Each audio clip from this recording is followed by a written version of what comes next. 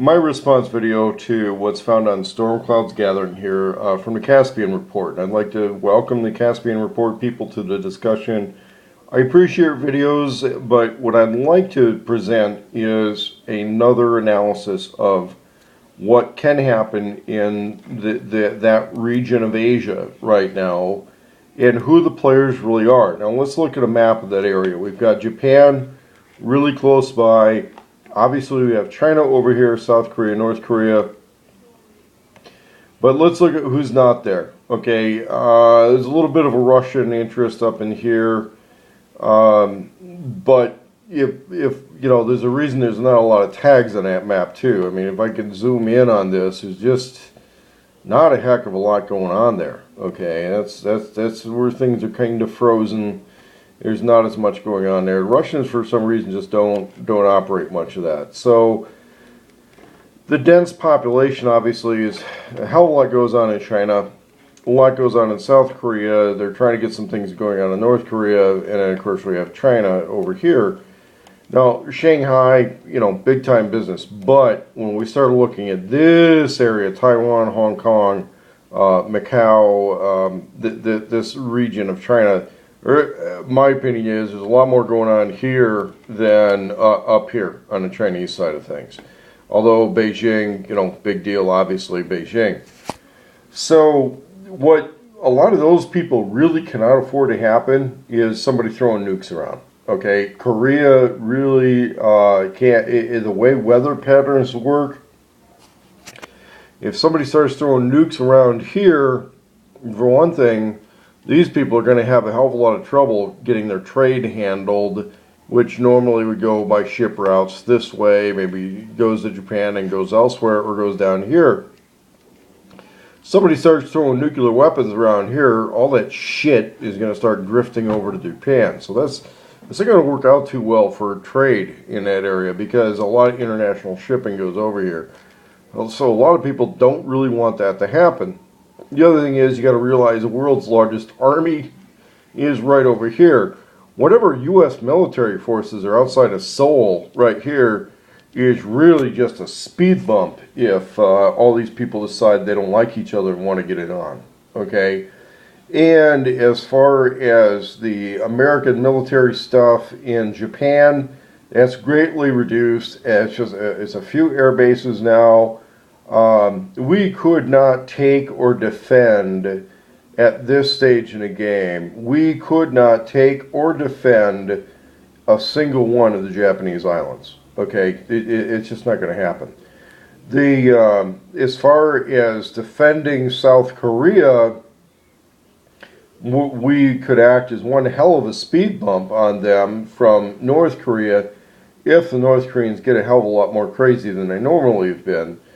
But the reality is, all of the U.S. military forces there would just be a speed bump if the Chinese were backing up North Korea. So what holds peaceful stability in that region of the world right now? I'll tell you what, a whole lot of really rich, well-connected businessmen who travel and do business internationally. And if any single group of generals in the more connected nations, and I'm going to say that as nations other than North Korea, if any single group of generals really got froggy, really started invading something really violent in one of the other countries, there's going to be a price on their head. And it's going to happen very quickly. And those guys are not going to be able to turn their back on anybody. Okay, they wouldn't be able to turn their back on their home village. They wouldn't be able to turn their back on their own family, their own troops. You know, this little dot on the map, which we have to zoom in just to look at the place, Hong Kong, okay? Just this little area over here has so much money and so much wealth going on. We've got Taiwan, major manufacturing center for world goods right now. If somebody said, hey, that's a rich area, let's invade it and take it over, and actually did it as a shooting war, the problem is, for them, is there's a bunch of multi-billionaires in some of those areas who would be putting prices on people's heads, and they really just don't give a fuck about national borders. And that's reality, people. Okay, they would hire a chunk of the Chinese army away from the regular Chinese army and get things done their way if their back was really to the wall. And I'm going to say this, if their back was really to the wall. So let's look at Korea for a minute. Nobody's back is really to the wall. The North Koreans would like people to believe that, but they're not really putting anyone's back to the wall. But what they are doing is they're irritating some people, and they're sitting on relatively good trade real estate where if they got into the game of international trade, which is very large scale and very successful in this part of the world in general, a whole lot of people would really appreciate it. The question is, do they really want to deal with a dictator there who could upset things a lot? And we also have to realize that some of the most successful business families in the world right now, really up-and-coming business families, are North Koreans who had fled to South Korea in the 1940s and 50s, and they want to reconnect with people in North Korea. The heads of Hyundai, Kia, Daewoo, all of that, those are actually North Korean people who would like to reconnect with their family in the North, but they've come up in a world in South Korea. And they would like Korean reunification, but negotiating that with the ruling family of North Korea has proven to be, very problematic, because you got people who basically, the family that owns North Korea owns that country.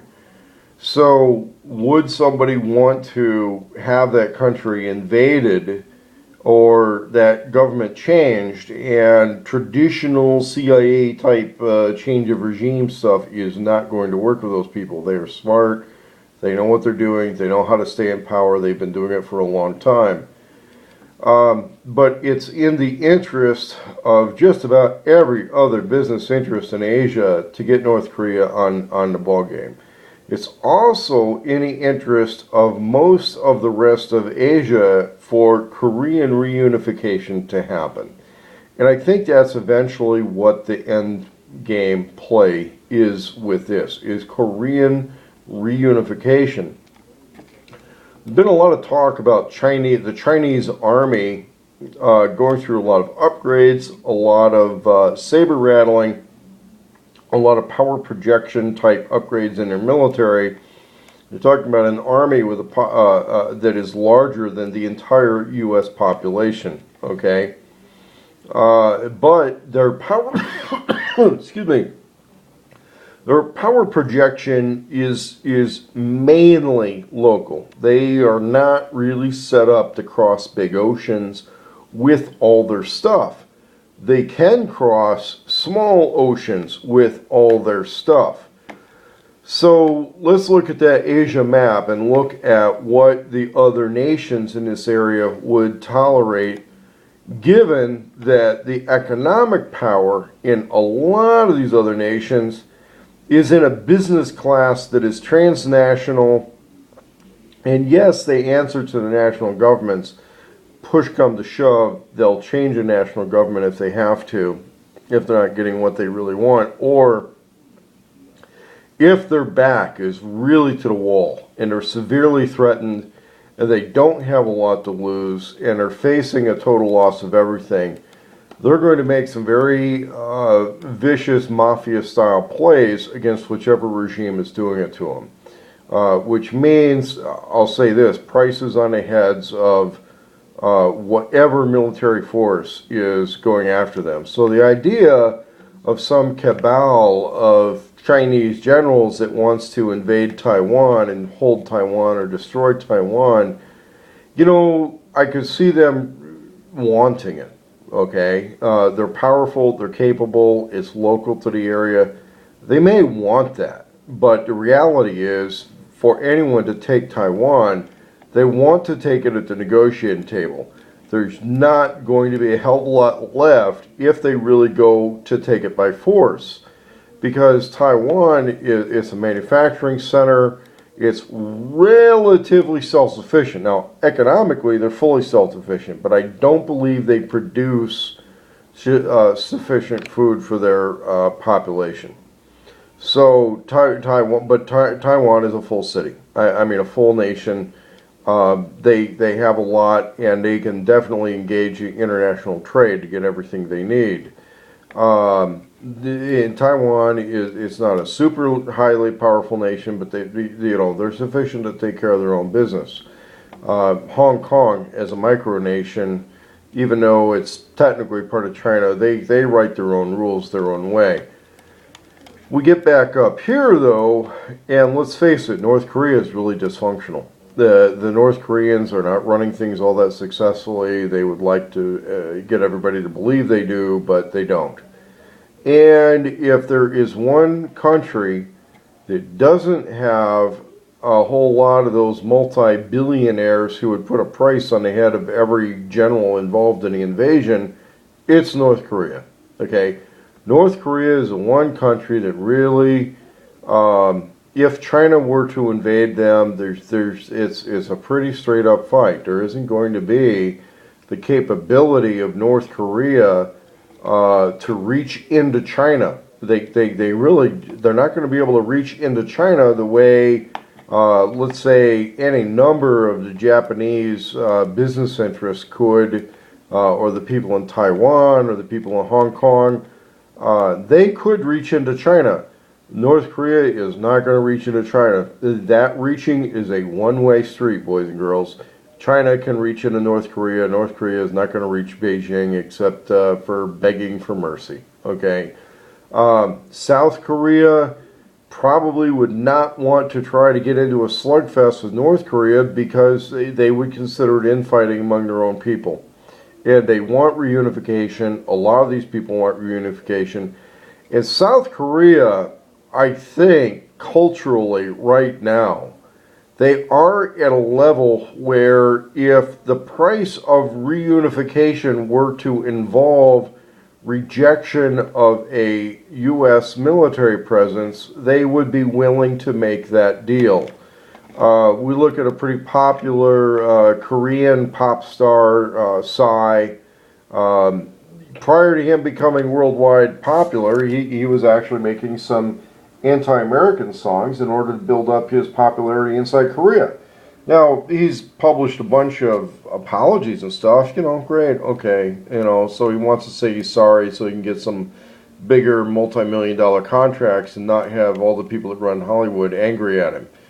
But here's the situation. He apparently was performing a lot of this stuff very publicly at a very high profile in Korea, in South Korea, and still had an audience. Okay, they were willing to accept that as popular thought in South Korea.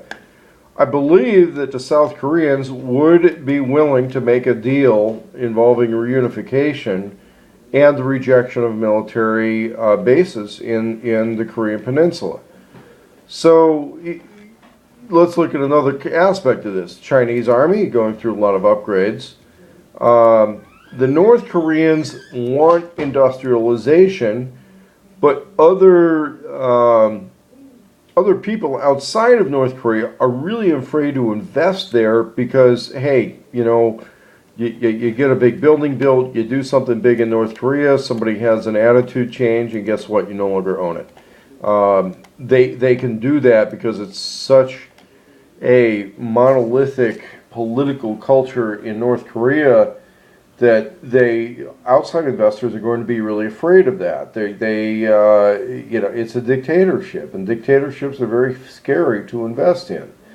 So what happens is they would prefer a reunification effort as with the strings attached to that.